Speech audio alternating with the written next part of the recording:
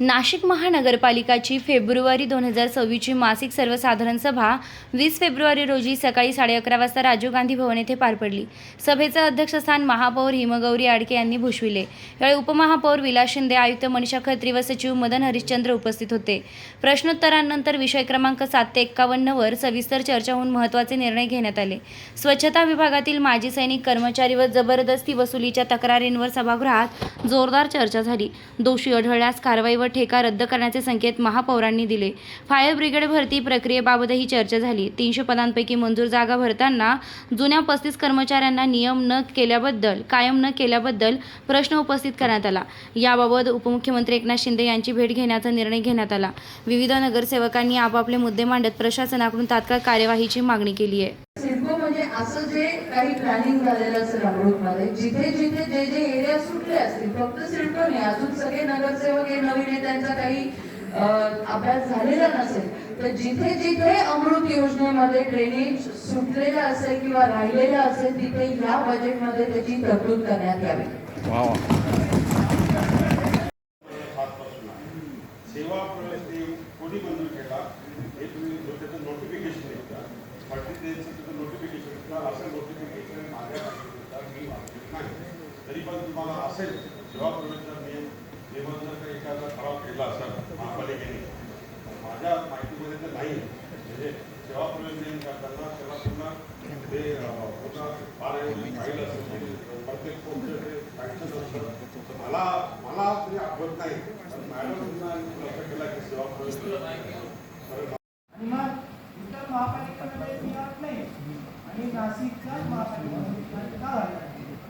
कारण पहिली गोष्ट इथं नाशिकमध्ये तुम्ही पाहता सगळे आमचे पोरं शिकलेले परदेशात आहे, बँगलोरला आहे, मुंबईला आहे, चेन्नईला आहे आणि इकडून तिकडून मला वाटतं 30 वर्षापूर्वी भरती मिळाली.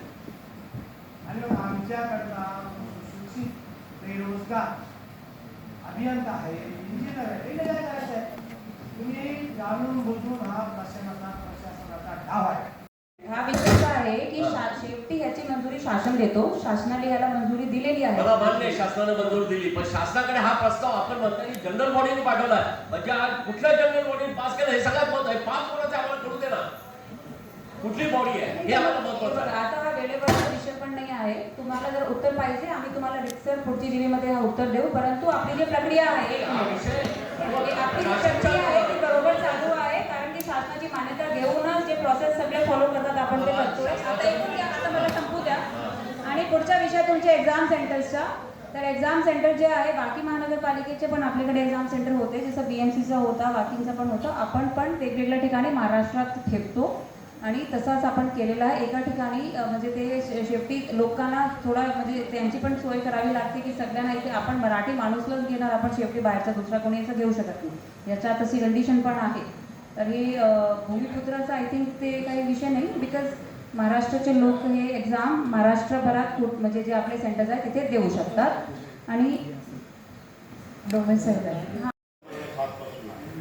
सेवा प्रवेश कोणी मंजूर केला हे तुम्ही त्याचं नोटिफिकेशन येतं, नोटिफिकेशन असं नोटिफिकेशन माझ्या मी वाचलेलं नाही.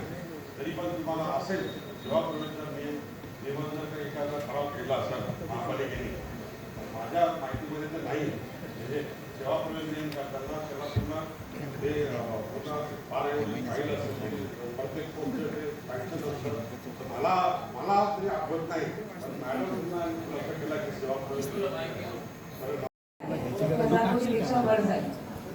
खरी गोष्ट आहे.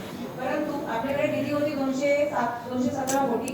217 कोटीचं नियोजन करताना मग की गोदावरीमध्ये आपला डायरेक्ट जे हे सांडपाणी येतो डायरेक्ट म्हणजे कसं सुरू करायचं, त्याची प्लॅनिंग कशी करायची. आपण दोन्ही नदी काठीचे राईट आणि लेफ्ट दोन्ही बाजूला आपण पकडला की इथून आपण मागे मागे मागे जाऊ.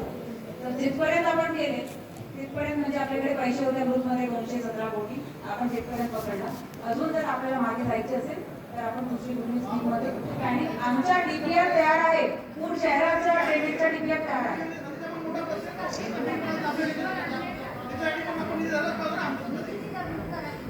आणि बाकीची आपली डिटेल्स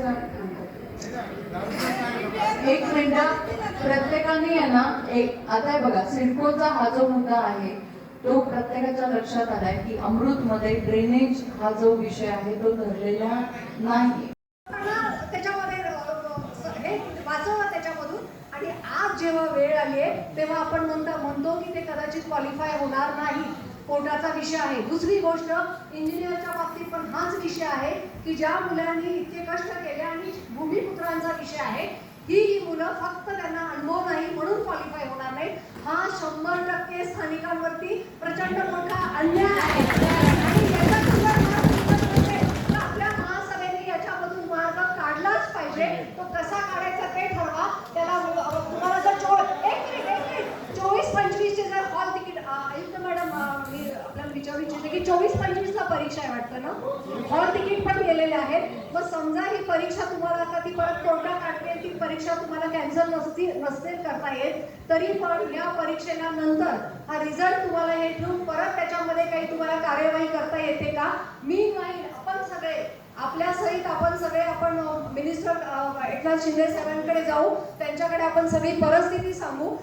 हा विषय काय आहे की शेवटी ह्याची मंजुरी शासन देतो. शासनाने याला मंजुरी दिलेली आहे. मला मान्य आहे शासनाने मंजुरी दिली, पण शासनाकडे हा प्रस्ताव आपण म्हणताना जनरल बॉडीने पाठवलाय. म्हणजे आज कुठल्या जनरल बॉडीने पास केला हे सगळ्यात महत्व आहे. 5 कोणाचे आम्हाला करू दे ना, कुठली बॉडी आहे हे आम्हाला महत्वाचं आहे. आता हा वेळेवरचा विषय पण नाही आहे. तुम्हाला जर उत्तर पाहिजे आम्ही तुम्हाला रिक्सर पुढची जीवीमध्ये हा उत्तर देऊ. परंतु आपली जी प्रक्रिया आहे हा विषय आपली जी प्रक्रिया आहे ती बरोबर चालू आहे. कारण की शासनाची मान्यता घेऊनच जे प्रोसेस सगळे फॉलो करतात आपण ते करतोय. आता एकूण घ्या, आता मला संपू द्या. आणि पुढचा विषय तुमचे एक्झाम सेंटर्सचा. तर एक्झाम सेंटर जे आहे बाकी महानगरपालिकेचे पण आपल्याकडे एक्झाम सेंटर होते, जसं BMCचा होता, बाकींचा पण होता. आपण पण वेगवेगळ्या ठिकाणी महाराष्ट्रात ठेवतो आणि तसाच आपण केलेला आहे. एका ठिकाणी म्हणजे ते शेवटी लोकांना थोडा म्हणजे त्यांची पण सोय करावी लागते की सगळ्यांना इथे आपण मराठी माणूसलाच घेणार, आपण शेवटी बाहेरचा दुसरा कोणी असं घेऊ शकत नाही. याच्यात तशी कंडिशन पण आहे. तर हे भूमिपुत्राचा आय थिंक ते काही विषय नाही. बिकॉज महाराष्ट्राचे लोक हे एक्झाम महाराष्ट्रभरात म्हणजे जे आपले सेंटर्स आहेत तिथे देऊ शकतात. आणि डोमेसाईल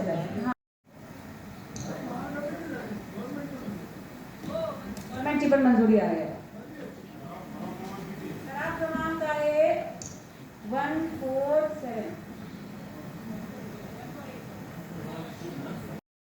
तर त्याप्रमाणेच आपण पुढे जातोय. आहे सेवा प्रवेश नियमाचा जर काही बदल करायचे असेल तर तसे सदर सेवा प्रवेश नियमात दुरुस्ती करण्याचे अधिकार माननीय आयुक्त यांना देण्यात येत आहे असं आपण याच्यात लिहिलेलं आहे. परंतु आम्ही काय बदल प्रपोज केला तो आपण शासनाकडे शेवटी पाठवतो आणि तो शासनाकडेच तो